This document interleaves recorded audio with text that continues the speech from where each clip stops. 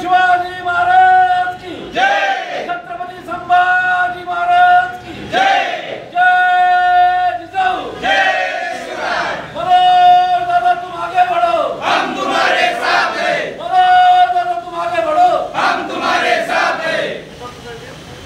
की जय, जय जिजाऊ, जय शिवराय। छत्रपति संभाजी महाराज की जय। मनोज दादा तुम आगे बढ़ो, हम तुम्हारे साथ हैं। एक मराठा, लाख मराठा। संघर्षरत मनोज जरांगे पाटील यांच्या वाढदिवसानिमित्त आम्ही 1 ऑगस्टलाच रक्तदान ठेवलं होतं, परंतु मनोजदादांनी अचानक बिर्ला ज्ञानेश्वरताई मुंडे यांच्या पतीचा जो खून झाला आहे, महादेवराव मुंडेंचा खून झालेला आहे, त्यामुळे मनोजदादांनी आमचा कार्यक्रम बिर्ला ठेवला. त्याच्यामुळे थोडा आम्हाला तारीख बदलावी लागली आणि आम्ही मग पुन्हा आज 3 ऑगस्ट रोजी रक्तदान ठेवलेलं आहे.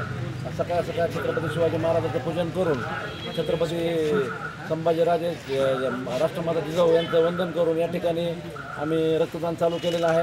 रक्तदानामध्ये आत्तापर्यंत 125 आकडा गाठलेला आहे आणि आमची अपेक्षा आहे की गेल्या वर्षी आमचं 888 रक्तदान झालं होतं. त्याच्या आसपास आमचं रक्तदान एवढीच आमची अपेक्षा आहे आणि या रक्तदानामुळं गेल्या वर्षी वडोली तालुक्यामध्ये कोणत्याच गावाला रक्त बॅग्स किंवा रक्त कमी पडलं नाही. आम्हाला सिटी ब्लड बँक, बीडची जी सिटी ब्लड बँक आहे त्याच्यात ते पटेल म्हणून जे त्यांचे बॉस आहेत त्यांनी आम्हाला खूप मदत केली.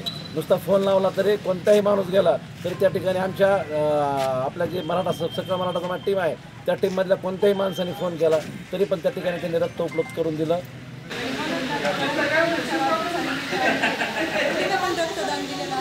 समाज बांधवांना एवढंच सांगेन की आपल्या मुलाबाळासाठी खूप संघर्ष करणारा जो माणूस आहे त्याच्यासाठी कमीत कमी तुम्ही एक तरी पॉकेट रक्त द्या.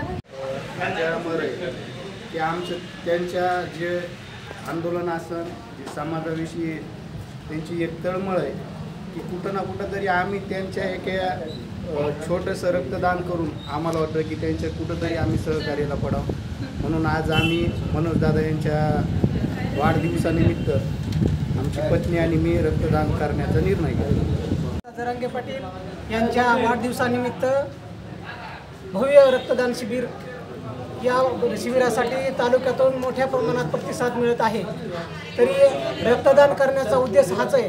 रक्तदान करून आपला थोडासा योगदान हे आपण मनोज दादासाठी देऊ. जनाला प्रकाश देण्याचं काम करणारा मनोज जरांगे पाटील यांच्या वाढदिवसानिमित्त या ठिकाणी भव्य रक्तदान शिबिराचं आयोजन केलेलं आहे. यामध्ये नौकरदादा असतील, सोमनाथदादा असतील, यांनी हिरिरीने सदाच प्रयत्न केलेले आहेत. तरी सर्व तरुणांची अशी इच्छा होती की दादांनी हात दिल्याबरोबर असे लाखो करोडो तरुण या ठिकाणी मराठा समाजाचे एकत्र येतात आणि कुठेही रक्त देण्यासाठी हे तरुण कमी पडत नाही.